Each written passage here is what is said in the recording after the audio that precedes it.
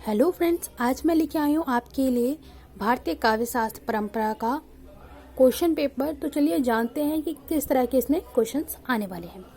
सबसे पहला क्वेश्चन जो हमें दे रखा है वह है भारतीय काव्य शास्त्र की परंपरा का संक्षिप्त परिचय देते हुए आचार्य विश्वनाथ के योगदान पर प्रकाश डालिए। यानी कि जो भारतीय काव्य शास्त्र की जो परंपरा है उसके बारे में हमें उसका इंट्रो बताना है, उसके बारे में विस्तार रूप से बताना है, ठीक है।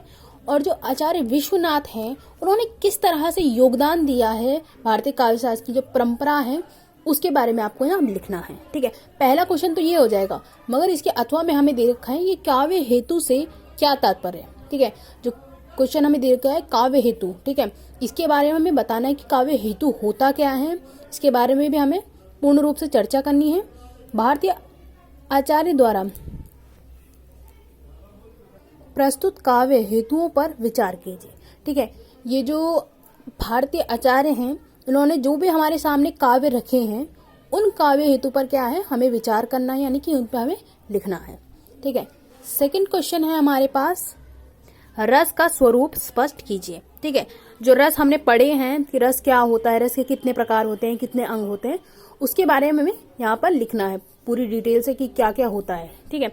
इसे हमें अथवा में दे रखा है शब्द शक्ति, ठीक है। शब्द शक्ति किसे कहते हैं, लक्षणा शब्द शक्ति की परिभाषा देते हुए उनके भेदों को उदाहरण सहित निरूपण कीजिए, ठीक है। हम देखते हैं अभिधा लक्षणा व्यंजना, ठीक है। तो यहाँ पे हमें लक्षणा के बारे में बताया गया, तो हमें लक्षणा शब्द शक्ति की परिभाषा उन्हें यहाँ पे देनी है और शब्द शक्ति किसे कहते हैं उसके बारे में पूर्ण रूप से डिफाइन करना है, ठीक है।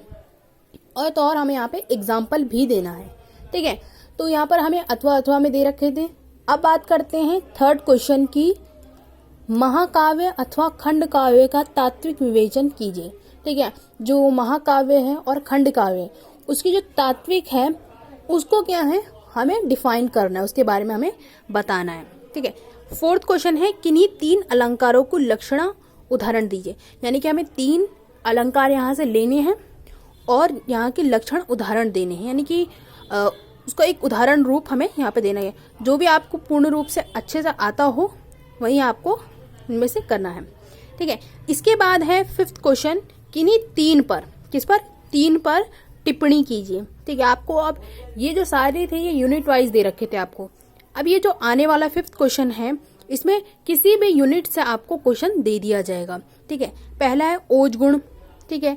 दूसरा है करुण रस, रूपक और उपमा के अंतर कीजिए, मम्मट के अनुसार काव्य के लक्षण, काव्य दोष के 5 प्रकार, ठीक है। तो इस तरह से हमें क्वेश्चन दे दिए जाएंगे हर यूनिट से, तो आपको इसे डिफाइन करना पड़ेगा इसमें क्या क्या बता रखा है। तो यही था हमारा काव्य शास्त्र का क्वेश्चन पेपर। आई होप आपको समझ आया होगा। समझ आए तो प्लीज लाइक शेयर सब्सक्राइब करें। Thanks for watching.